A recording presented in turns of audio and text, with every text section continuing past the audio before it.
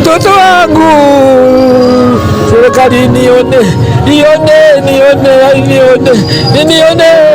niachie watoto, nione watoto wake bado wadogo jamani. Mama Samia, wewe ni mzazi jamani, wewe ni mzazi. Mtoto anauma, hajaugua jamani, Omari anacheka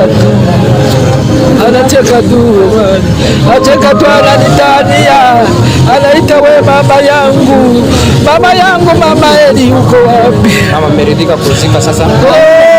Ni mzee sasa baba. Rais wa Tanzania Suluhu Hassan Samia, mimi nimesikiliza na nimejaribu kufuatilia